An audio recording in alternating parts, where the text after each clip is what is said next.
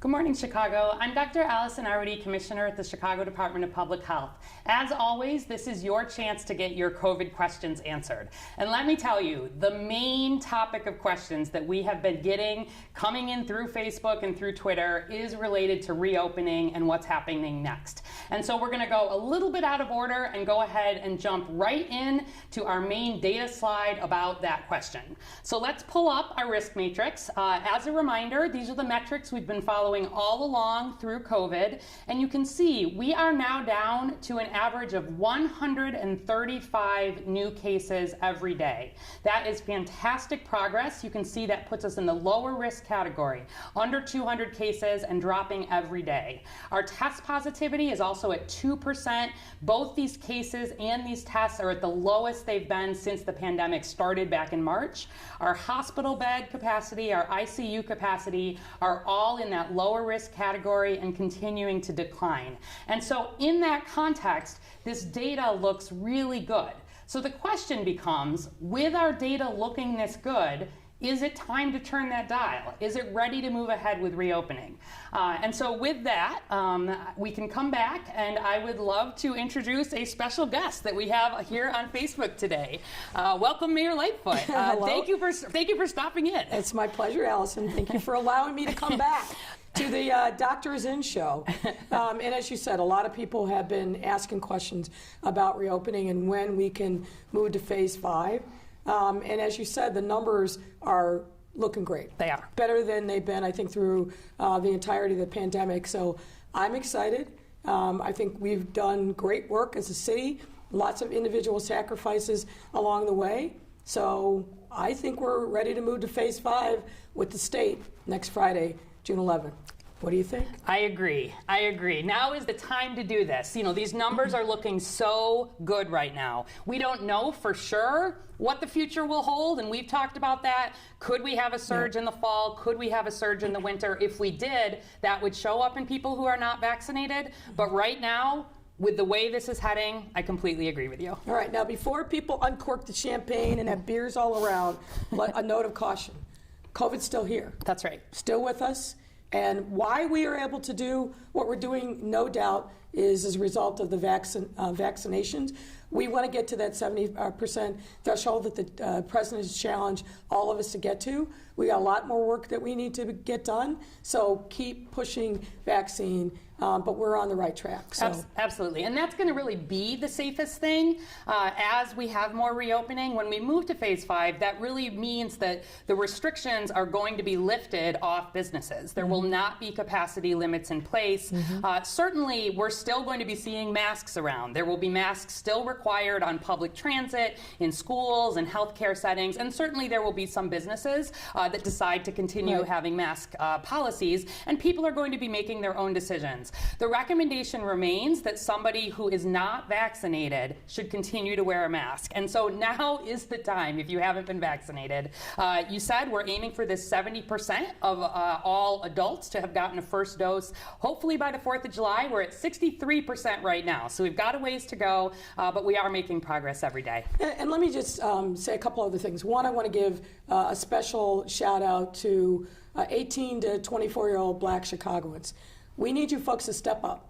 We're coming to your neighborhood, plenty of vaccine available. Whatever the concerns are, Dr. Arwady and her team, I think, have done a great job in addressing those, busting through myths, but we've got to get you Black Chicago young folks, 18 to 24, we got to get you vaccinated.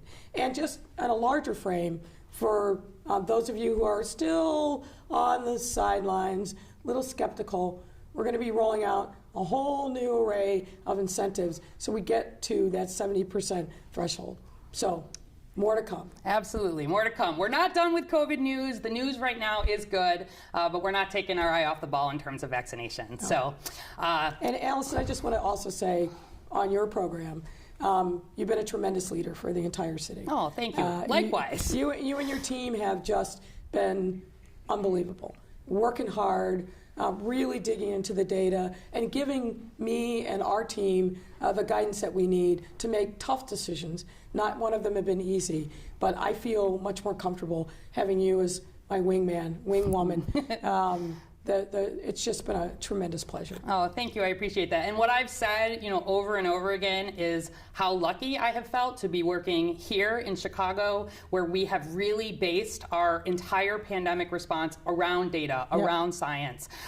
We've not changed the goals that we've set. We've continued to follow these numbers, and we're going to continue to follow them. The hope is that this reopening can be forever, right? Yeah. That we never have to take a step backwards. But we're always going to be diligent. But we're always going to be diligent. We're going to keep our eye on it. And then just getting people vaccinated means that we have to worry less and less about this every day as we move forward. Yep. Well, thank you. Yeah, thank you. And you should really stop by more often. We do that. We're doing this twice a week still. So feel free to come on by whenever you'd like to help answer questions or talk COVID. But thank you so much for your leadership on this as well. Thanks, Allison. All right, thank you. So let's, with that, actually go ahead and we'll move Boar back into the regular portion of the show. Let's go ahead and bring up the data dashboard. Let me just move here really quickly. Okay, have we got that up? All right, perfect. So as always, chi.gov/COVID-, and this is where you can get all the details related to cases, hospitalizations, deaths, positivity, and all of the details related to testing and vaccination, including by zip code. So if we take a look here, it's not just that this news is good, it's great. Our cases are down 44% from a week ago. Our hospitalizations, these are new Chicago hospitalizations happening every day in Chicago residents. Those are down more than 50% from a week ago. Our deaths are down, and our positivity, is also down. The number of tests we're doing is a little bit down. It's still at about 9,000, which is a good number of tests for the amount of COVID that we're seeing. And our vaccinations are at about 8,000 a day, which is definitely down. And that's why we're continuing to emphasize this. If you click on the vaccines tab, you can go into a lot more detail here. You can see, for example, that these are our adults here, the 63.3%. That's this goal that we're aiming for. We'd like to try to get this to 70%. Ideally by the 4th of July. That's going to be a little bit of a stretch goal for us, but I think we can do it. And we're at about 71% of those over 65 have gotten a first dose. And you're welcome to take a look here and look by age, so you can see, broadly speaking, that we've done the most vaccinating in people in their 60s and in their 50s and in their 70s, less in people in their 40s and in their 80s, unfortunately. And then it does fall off quite a bit as we start to get into the 30s and into that 18 to 29-year-old group. The 9% here represents all children, 0 to 17. If we just limit it to the children who are eligible, about a quarter have been vaccinated at this point with a first dose. And it hasn't been that long, so I know a lot are just starting to get second doses, but we're making good progress. And then if we look by race ethnicity, this also just shows us that we still have a lot of work to go here. So broadly, this is all Chicagoans of all ages. So the city is at 52%, and you can see that when we break that down, 58% of Asian Chicagoans and white Chicagoans have gotten at least that first dose. 44% of Latinx Chicagoans and 35% of Black Chicagoans have gotten a first dose. So we continue to really keep our focus on some of the areas of the city that are less vaccinated. And the last thing I'll show here is just on this map. You're welcome to come and play with this. You can hover over a given zip code. You can see how many vaccines were given, on average in total. You can see what the increase was over the prior week. There's a lot of information here. But the way I've highlighted this graph, it shows in the darker gray here which zip codes in the city are at least 40% vaccinated. And you can see that there remain some zip codes on the west side and on the south side that are lagging. And that's where a lot of our hyper-local work, our canvassing work, our door-to-door work,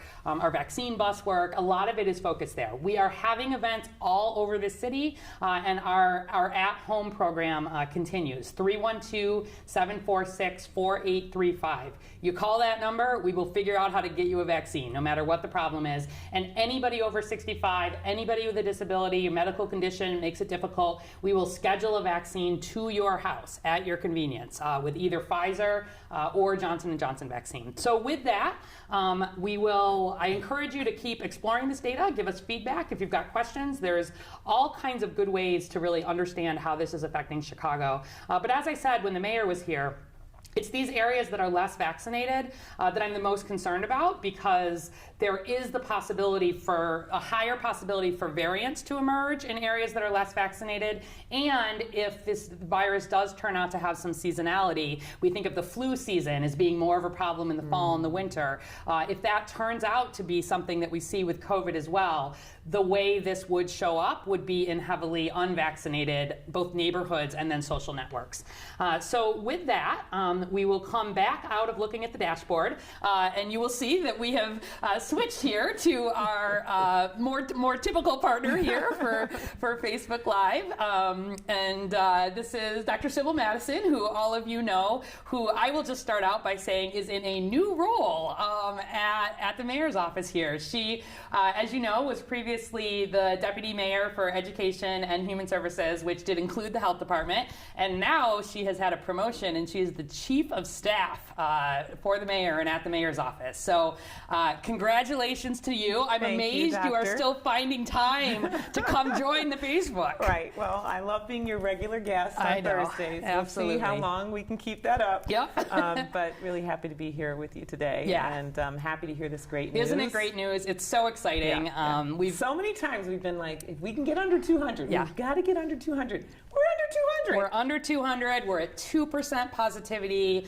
All the serious numbers, those serious outcomes are also going down. And deaths going down. Deaths going down. And when you don't have a concern for hospital capacity, which we do not have a concern for hospital capacity right now, and you have a widely available vaccine, the combination of those two factors and a broadly controlled outbreak means that now is absolutely the appropriate time, because as opposed to us needing to impose restrictions to help keep the outbreak in control, protect the healthcare system, we are able to really count on vaccination. And so, again, just asking people who have not yet chosen to get vaccinated, please to continue to be part of the solution, part of, the way that we've gotten so far as a city. We really have come through COVID very well overall.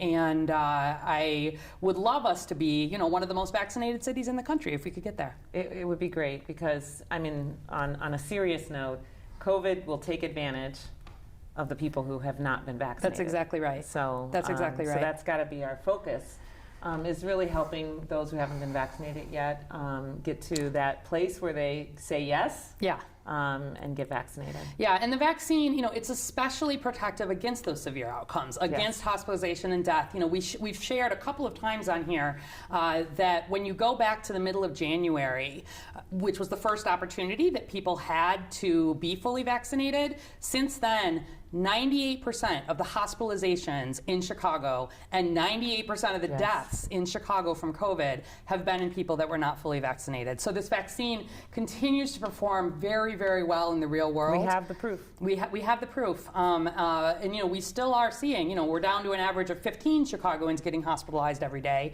but that's not zero. And the great majority of those people, are also not fully vaccinated. So please, do take advantage of the fact that we're lucky to have such a safe and effective vaccine here. And we have plenty of it. We do. We have plenty and plenty of it. We're doing all kinds of work to be getting it out, and I think we're the only. I'm almost sure we are the only, certainly large city that is bringing vaccine to somebody's house. Like if we really can't figure out another way to get them vaccinated, and no questions asked for anybody over 65, anybody with a disability, anybody who calls our hotline 312-746-4835. And says, here's my issue, I need to get this sorted. Like, we get that sorted, and we figure out how to get that person, and not just that person, but their whole family. We'll vaccinate anybody who's at the home when we're with that program. So we're excited about that. Yep. And the mayor acknowledged your leadership, Allison, as she definitely should.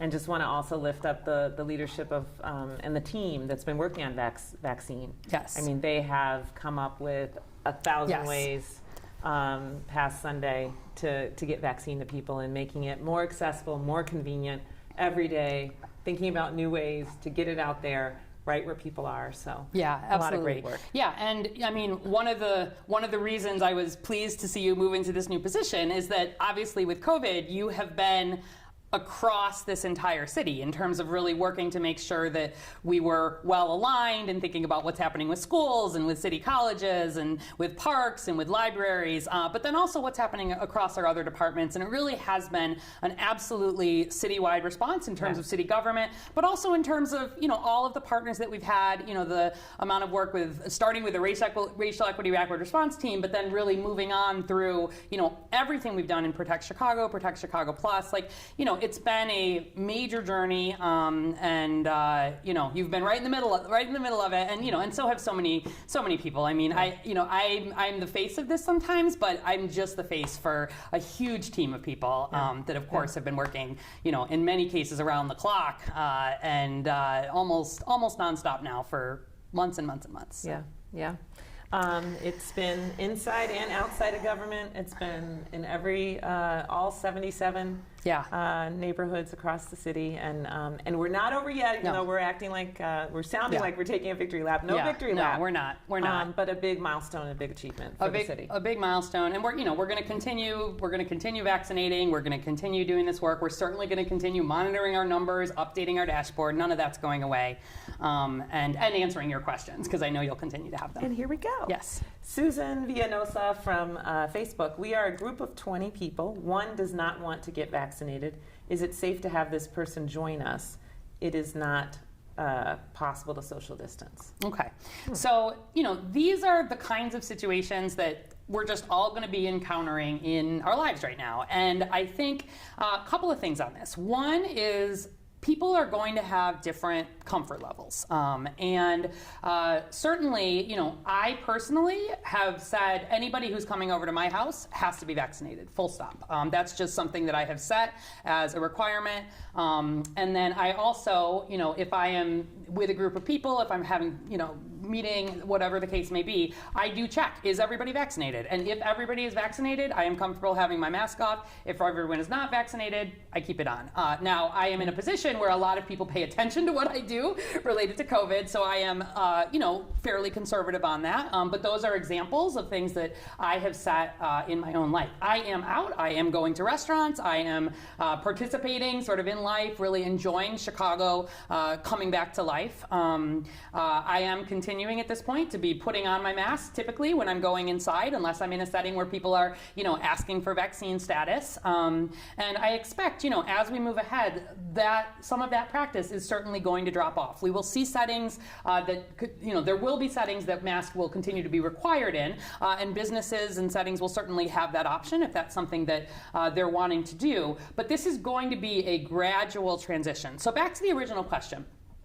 I think it's, you know, I don't know the setting. Is this an extended family? Does everybody know each other? Is everybody aware that one person's not vaccinated, 19 are? You know, is there a reason that that person isn't vaccinated? Are they a child, for example? Right. You know, I think the risk of one person against 19, that's a low risk setting overall, right? It is not a zero risk setting. There is not a zero risk setting in COVID. The most conservative thing would be to say everybody's not vaccinated, especially if you're not wanting to call out that single person, which is going to be one of these things that we're needing to negotiate. And so if it's that everybody's not vaccinated, I would, for the safest thing for everybody would be to continue to mask if everybody is not vaccinated when you're gathering.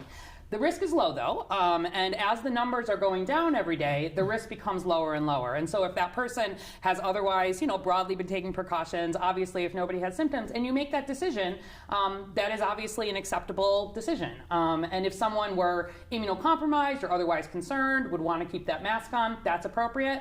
And I would guess at a setting like this, you might have some people wearing masks and some people not, and that is okay at this point. The person who is not vaccinated should wear a mask. That remains the recommendation of the CDC and of the Chicago Department of Public Health. But other than that, I think other people will make their decisions based on their own risk tolerance and looking at the data. Yeah, it's interesting how we have to create some social norms based on our own comfort or whatever. I find myself disclosing first and saying, I'm fully vaccinated. Are you? And then, kind of think, okay, we can take off our masks. That's right. But it's, it could be a little awkward to deal with that, right? It can be. And I do think, I don't want to shame people into getting vaccinated. Right. That is never the plan. And if I do interact with someone who's not vaccinated, which I do, I like having a conversation with that person, right? Mm-hmm. I'm sorry you're not vaccinated, right? Like, I got to keep my mask on.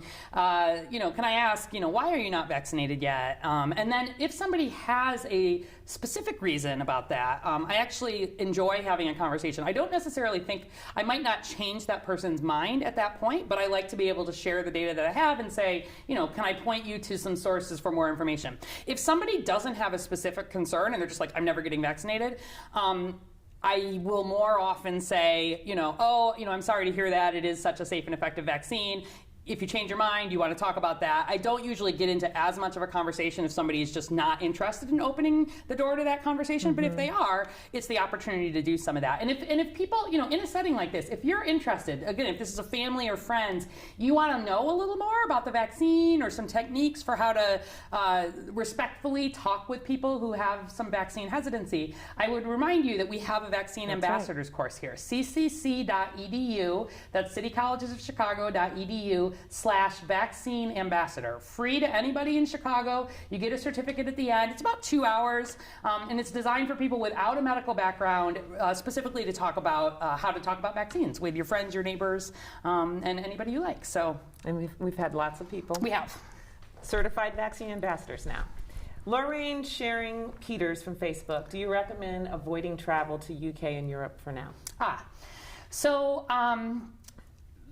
I'm going to take one step back. So if anybody was not on Tuesday and didn't see the good news from that day, which was that not just Chicago, but all the states in the United States are now broadly in control of COVID. We have no state that has more than 15 cases per 100,000 per day, which has been sort of the national standard for an outbreak that is not reasonably controlled.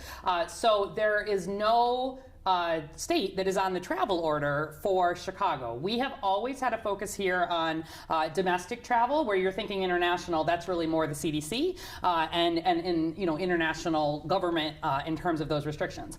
What I would say is that if you are thinking about travel internationally, you need to be looking very closely at what that other country is recommending. The U.S. will not stop you from traveling, but the other countries, depending on their setting and their risk tolerance, have different requirements in place around travel. So some countries, including actually some of the UK countries, still have in place a requirement that if you're going to travel, you actually must quarantine for 14 days, like in a government hotel that you have to pay for before you can go out and sort of start doing, your vacation or your visit. I expect that that is not going to last, particularly if people have been vaccinated. Many countries have started saying the travelers that they're going to allow are the ones that can prove full vaccination. And actually just earlier this week, the European Union released the specifics of kind of the platform that they'll be using for EU residents to be able to prove their vaccination status. And so people in the European Union can travel, more easily. And so I know there's work at the national level to connect our vaccination records to some of that. But while we're in this intermediate place, very typically there are requirements at least for testing and sometimes for quarantine. And those are going to continue to evolve. I will tell you on a personal level, I'm supposed to go to Ireland at the end of August. This was a trip that was planned a year ago. Obviously, it had to be delayed. I, right now, feel confident based on the situation here and in Ireland that as someone who is fully vaccinated, I probably will be allowed to travel. However, I'm supposed to go with some children who are under 12. And I do not know whether Ireland will let unvaccinated people travel or not. So I am not counting on being able necessarily to go to Ireland. And so it's just this tricky time right now. So I'd encourage you to really check out that other country. Yep. And then the airlines also, will be letting you know if there are testing requirements. Quite often, to return to the US, there can be testing requirements. But, make sure if you're going to travel, first of all, get vaccinated. Like, please, please, please. Like, you're going to have trouble increasingly trying to travel, especially internationally, not vaccinated. And then secondly, know that you're probably going to have to bear at least some costs for testing and possibly some cost for quarantine, depending on the situation. Okay. Two other travel questions, one from Joe McFly and the other one from Andy B. Joe McFly wants to know, does that mean if I am unvaccinated, I can travel? And then Andy B wants to know, do we still need to wear masks on the plane? Okay, so let's take the second one first. You definitely still need to wear masks on the plane. So there are federal requirements that regulate transportation. And public transportation, masks are still required everywhere in the United States. So you have to wear a mask on the plane. Similarly, there are federal requirements right now that are in place around continuing to wear masks in healthcare settings. So there's some other congregate settings of risk. And right now, there's still a requirement for masks in schools. So then, if I'm unvaccinated, can I travel? So I'm guessing maybe that's in response to the travel order. So the city of Chicago has never stopped anybody from traveling. The travel order, if you look at the details of it, really has long recommended that if people are going to be traveling, especially to a higher risk state, when you return to Chicago, or if you're coming from one of those places to Chicago, the requirement has been, initially it required a quarantine, and then it required a quarantine or testing, and now with no states on that list, there is no requirement for quarantine or testing if you travel in Chicago. The travel order has, as soon as there was the possibility for people to be fully vaccinated, the travel order is not applied to anybody who is fully vaccinated. But if you're unvaccinated, at this point, there's nothing that the city of Chicago does not have a requirement for you to travel anywhere within the U.S. Again, there can be different things related to different states and different destinations, and it's more of a concern internationally. I know that everybody's in good control, but if you're going to be traveling, I would still encourage you to take a look at that state's website, see what requirements may be in place. And really, if you're not vaccinated, it's more that you need to be extra careful if you're traveling. And at this point, airlines have not required vaccination for travel within the U.S. It could come in the future, but at this point, you'll have to wear a mask on the plane. You'll have to wear a mask when you're in public transit. And I would encourage you to wear a mask if you're otherwise, in gatherings, just as I would encourage you to wear a mask here in Chicago if you're gathering with other people.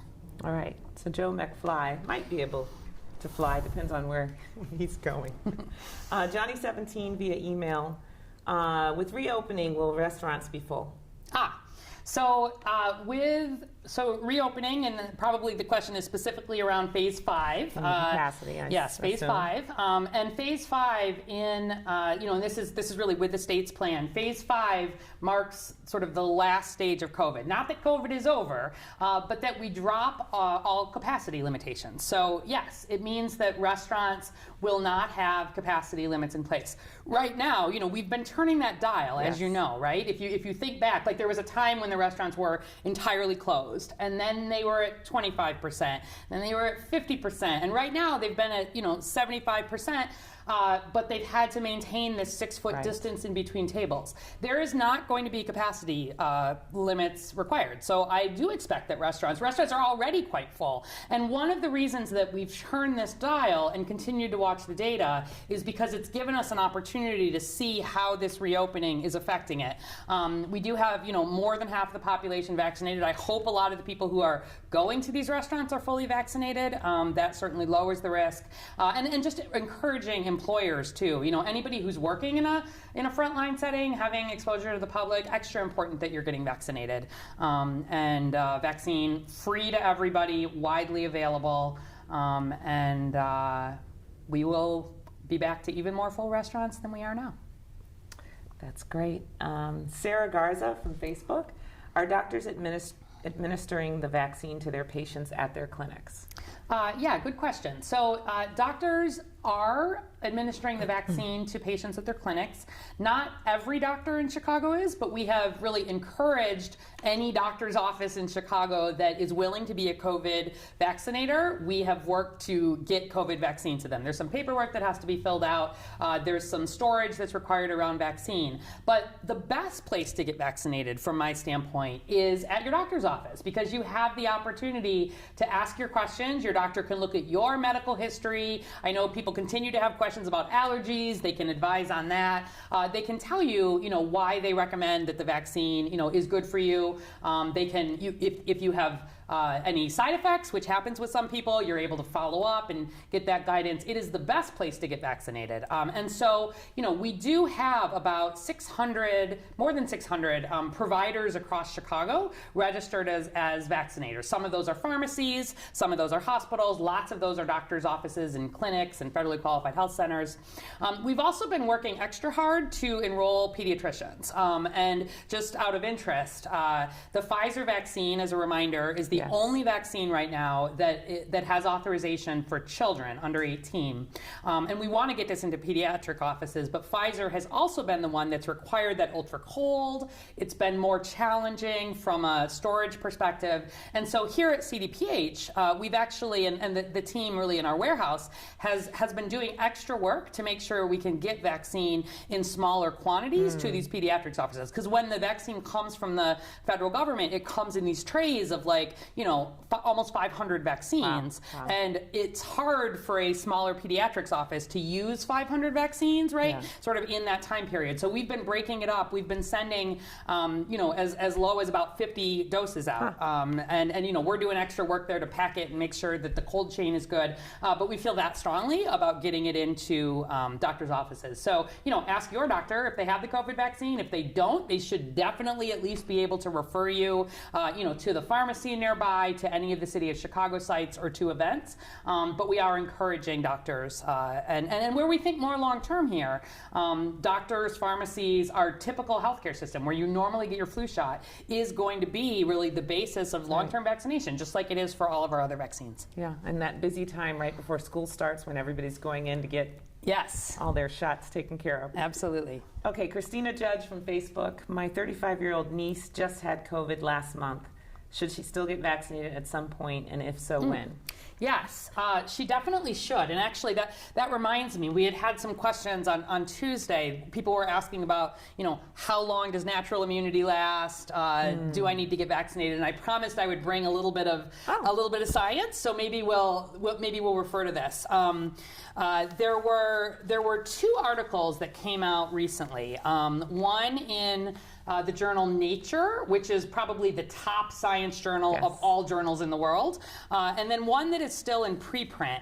And there was a really interesting New York Times article by Apurva Mandavili on May 26th. Maybe we'll post a link to it that summarized a couple of these articles in a way that I thought was a good explanation.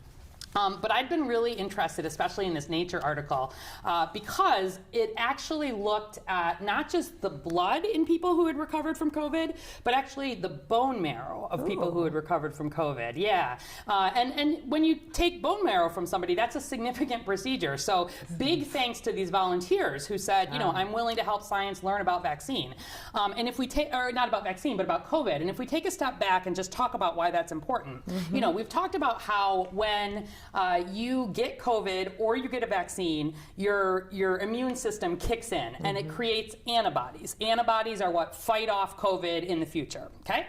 But what we've seen, and in the other study, they had followed people who had recovered from COVID over the months, and they had seen their blood antibody levels fall, which is what we've seen. And there has been some concern among scientists when you see this falling antibody level, does that suggest that that immunity is not lasting, right? And CDC has said we think for, the first 3 months you seem good, and maybe the 6 months there's been some debate. But what they found in this bone marrow study, which was not big, okay? It was 18 people out of a larger group that they were checking blood on.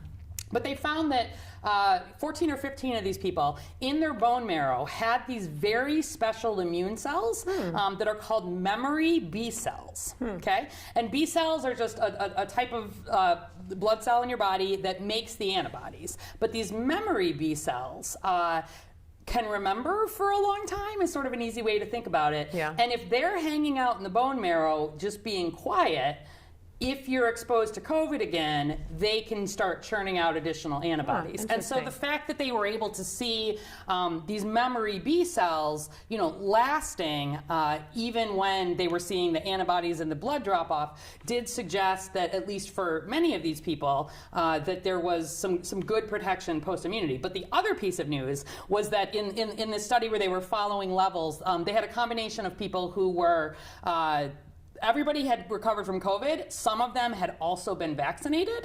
And in the people who had recovered from COVID and been vaccinated, what they saw was that their basically their immune system had learned more how to also protect them from variants. So, like in addition to some immunity against the original strain of COVID, when it was this combination of getting natural infection from COVID followed by by a vaccine, they saw like a 50-fold increase in what's called neutralizing antibodies, which are the ones that neutralize, that kind of kill off the virus. High enough levels that the thought was it would be protective against the variant. So we're still learning. Interesting. But some of the kind of preliminary thoughts out of this were that if somebody is recovered from COVID and is vaccinated, they might never need a booster shot potentially, right? If there's that much protection. Obviously, there's similar studies that are happening in people who have just been vaccinated. There's more ongoing. But this is the kind of basic science research that's helping us understand more. So for someone who has recovered, we 100% recommend that they get vaccinated.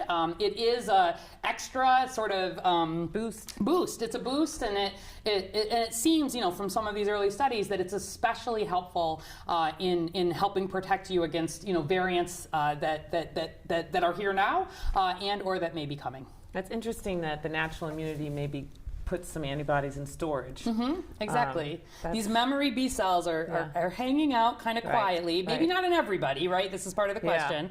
But then they're ready, so that if you are exposed to COVID, they can turn those antibodies off, out again. So more to come, but it was some of the more interesting science research. All right.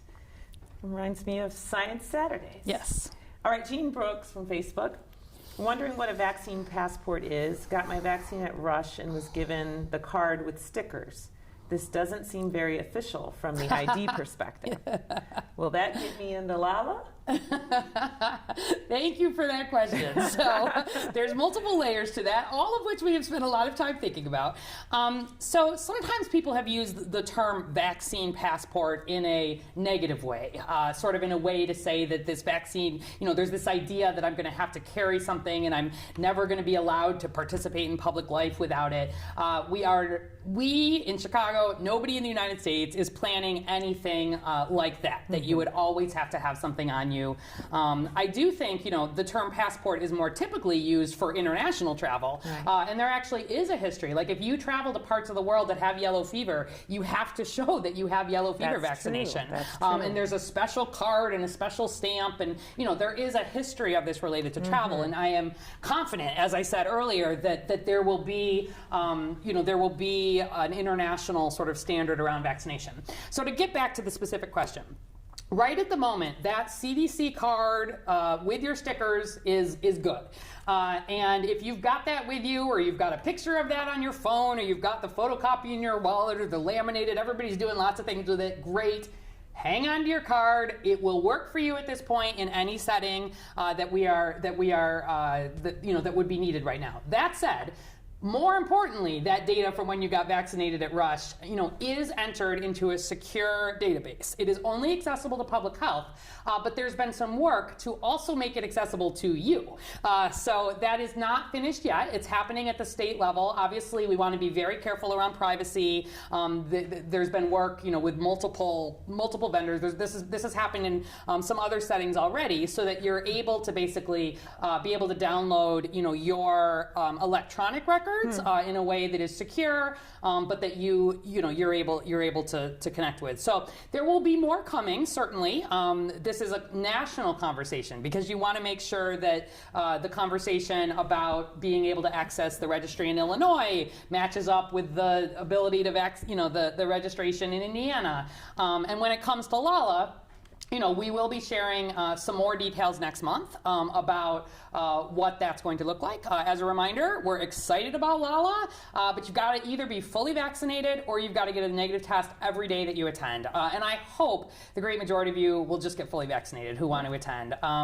And we'll share some more details about what that looks like. But rest assured that your card is good, and that electronic information has been securely stored. And as the national and international community does some more work around standards and privacy around this, there will be some more opportunities for this to, quote, seem more official. All right. Here's our last question from Therese via email. Any updates on when the vaccine for kids younger than 12 years old might come out? So I don't have any additional updates. The latest that we have on this is Pfizer has indicated that it expects it may be done with its study for kids under 12 in September, possibly, be ready to submit to the FDA. You know, it would undergo that same process. The CDC would take a look. But that really depends on when the studies are done. You know, COVID numbers are a lot lower right now. It can take more time to sometimes get studies done. To see. Yeah. And so the hope is that that's when the studies will be ready for children. But you can't rush this. You have to make sure you have the appropriate follow-up, you know, for safety, for efficacy. And so the earliest that I would expect it at this point to be here would probably be in the fall. We are doing a lot of planning already around, you know, what that will look like. And we'll share more information certainly, you know, as it comes out. I do expect, you know, possibly this month to see Moderna possibly go forward to the FDA, but not for the children under 12, just for the 12 to 18. Yeah, exactly. You know, the group that already has Pfizer eligible. We're excited about that because there are some those community-based pediatricians. It makes it easier. The storage is easier. So that would be one thing that is coming. Johnson & Johnson is also doing its study in the adolescents. I think that's a little further behind. So there's a few kind of different things that are in the works. But in terms of kids under 12, I'm anticipating September to be the earliest, and we'll see. We'll have a better sense of that when the time is getting closer, and it just depends on when the science is done. You can't rush it. That's right. All right, so good news, Doc? Well, I think we had a lot of good news. We started with great news. I think we had a lot of good news already today. I also just wanted to share that there is emergency rental assistance available. The Department of Housing is going to be issuing about $80 million in federal funds for emergency rental assistance, and that's complementing the ongoing rental assistance program the Department of Family and Support Services has been running. Landlords can apply and tenants can apply. So either one, if you're in a situation where because of COVID, somebody hasn't been able to pay the rent, you should apply for this. And grants can pay for up to 12 months of back rent and up to 3 months going forward, and it can pay for utility costs. So the application period is going to open, the application is already open for both tenants and landlords, but it closes next Tuesday, June 8, at 11:59 p.m. So you only have until next Tuesday to apply for this program, and if you know someone, you know, who's been struggling with rent, or if you know a landlord who's been struggling because tenants have lost jobs and been unable to pay rent, please, you know, encourage them to apply for this. These are federal funds that have been made available for Chicago to support people who have had economic losses as a result of COVID. All right. I had two little things I wanted to share. One, talking about the little ones. The application for preschool is open. It's online, Chicago Early Learning, or you can call 312-229-1690. So we know that childcare is so important, especially as people start to return to work and our teleworking may be a little bit less, so really important. And then Night Out in the Parks starts today. Exciting. North Park Village Nature Center has Hansel and Gretel in the park. This afternoon. Very exciting. So there's a whole slate of things. Just Google Night Out in the Parks, Chicago, and you will find all these events. Yeah. It's been so fun to be having these positive conversations about really bringing back a lot of the things that, you know, make Chicago great, and Chicago in the summer especially great. So we're in a place to do it at this point. Just got to keep getting people vaccinated. That's right. So keep it up, Chicago. And we will be back next Tuesday to take more of your questions. Thanks so much.